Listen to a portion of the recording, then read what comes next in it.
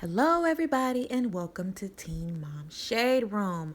Now, let's get into this tea about David Eason. First, I'm going to read you guys the article from the Ashley, and then I'm going to tell you some tea on David Eason. So stick around. So let's pull up this damn Ashley Reality Roundup article.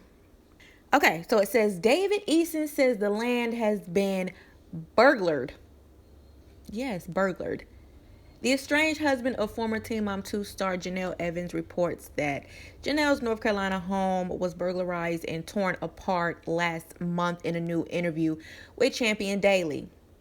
David had some talking words for the person or persons who trashed the land and, according to him, stole his boat, hunting and fishing gear, and the tools he uses to make a living. David claims that the break-in happened while he was in Nashville at the end of November.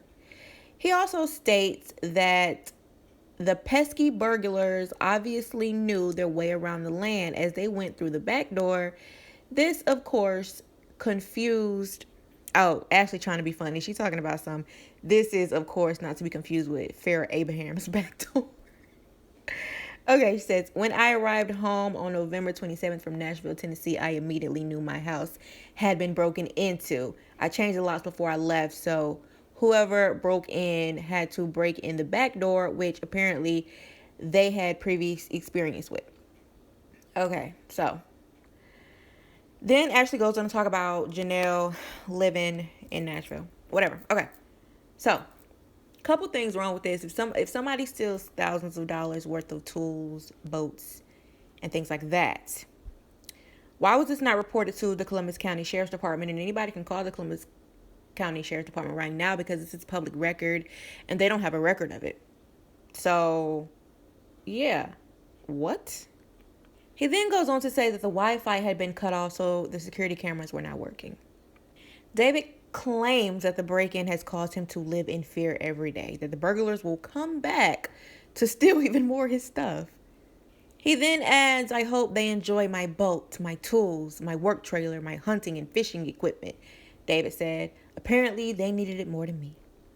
Now, that's a nice way to think that if somebody steals from you, then maybe they need it more than you. However, you're talking about thousands of dollars worth of stuff that's been unreported to the Columbus County Sheriff's Department. Okay, that's how you roll. So then she goes on to say that last month he called the police claiming that one of his dogs had been stolen off the land, and it appears the dog has yet to resurface. Now, you call the Columbus County Sheriff's Department for a dog, which you do not call the Columbus County Sheriff's Department, for thousands of dollars worth of stuff being stolen off of your very secure land. Okay. So, let's just get into the tea. I'm about to tell y'all, as a Columbus County native, how their house is set up. Okay, if you're driving down the street, you don't see nothing. You can't see the swamp, and you can't see the swamp or the house from the road. You can't even see the fence from the road. You have to drive up in order to get to the fence. This is why he was so defensive when somebody was close to the land trying to take pictures or whatever, because you literally have to do the most to get a view of the land. Okay, that's number one. Number two, nobody goes over there. Okay. It was reports that the Columbus County Sheriff's Department was scared to death of David Eason. I don't know if that's true or not, but I'm going to tell you that the locals ain't going up there. Period. Okay, it's just been too much of these people like to play with guns. Okay, like David Eason is the type of person that will shoot a gun in the middle of the night at the sky just because he has the gun and he's bored in the house all day with Janelle. He will shoot a gun in the sky, waking up everybody, pissing everybody off. Literally, it's a thing in this town. People like, that must be that damn Eason man shooting again.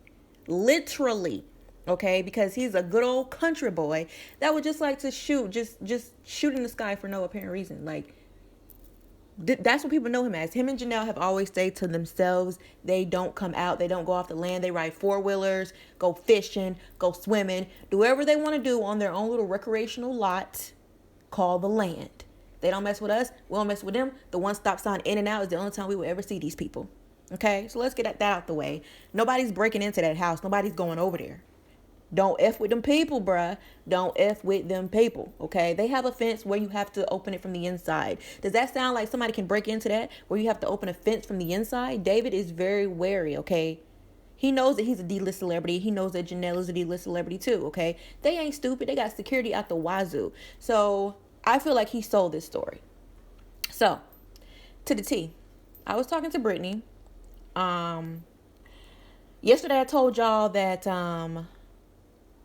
David and Brittany were just friends, really just friends that messaged, not really friends that hung out. Yes, they took a very cozy picture together. However, they're just friends, and I put it on there that she has a boyfriend of 4 years, but she did invite David to her house. I don't know if it was to her house or like to the next time he's in Tennessee to get up with him or something like that. She did do that, but she claims that she only did that because, she's allowed to have male friends or something like that. A lot of people made a big deal about, it being like allowed to have friends, but honestly, I know for a fact that I can't invite a male down for a weekend. So she's definitely allowed if that's the case.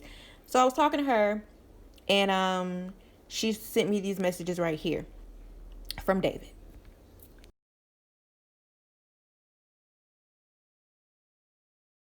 She then sent me these messages where it seems like David is insinuating that Janelle is the one who broke into his home. But I honestly feel like he's trying to pull a, oh, pity me, in my Nathan voice, because right after that, she tells me that he was trying to stay with her an extra night in Tennessee because he didn't have any money to get back to North Carolina. And I guess it's a plane ticket. I don't know if he took a plane or a train, but apparently he didn't have any money to get back, and it was taking him a little longer to get back because he was going to leave right after court because he didn't have money for a hotel room. So he asked Brittany, could he stay with her? She said that she caught on to the hint, so she ignored it and was just like, oh, well, I guess you're going to get back the safest way you can.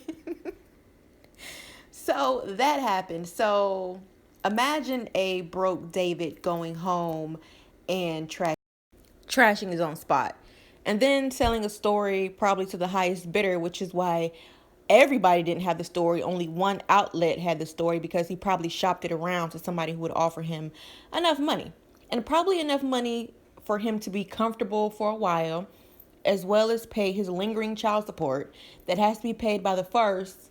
If not, he's going to jail. So all of this made sense to me when combined. Like, okay, if he don't pay his child support, he's going to jail. He's so broke that he couldn't afford a hotel, but it took him longer to get back to North Carolina because he had to catch a Greyhound or a train or whatever. He didn't have enough money for a plane. He wanted to stay with this girl that he only met one time. So blah blah blah blah blah blah blah blah. The place is trashed, but the boat, like, why he didn't take a picture of his boat deck. Anybody who somebody stole thousands of dollars worth of merchandise from their house will report it. He reported a dog, but he didn't report thousands of dollars worth of material goods stolen from his land. And I feel like he probably sold the boat if the boat is not at the boat deck, because in Wilmington, okay, I don't know if you guys ever been to Wilmington, North Carolina, beautiful place. In Wilmington, North Carolina, having a boat is a symbol of status. Literally, if you ain't got a boat, you can't sit with them. So us being in Regalwood, North Carolina, I just feel like he could 100% sell the boat to somebody within 1 or 2 days. If you ain't got a boat, you ain't got no status in Wilmington. Like, too close to the ocean. You know what I'm saying?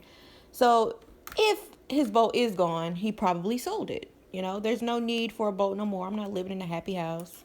So yeah, people in Wilmington didn't really accept him anyway. I mean, he did move some elderly man's car for no apparent reason at all. Anyway, so I just put all this together and I was like, okay, there's no way this shit is real. Like, he's hard up for cash and he sold a story. But honestly, he could have did something way less dramatic and told a story. He could have been like, yeah, this is my new girlfriend, talking about the blonde chick, sold the story before he told me all of the shit and got paid for it. So anyway, what y'all think?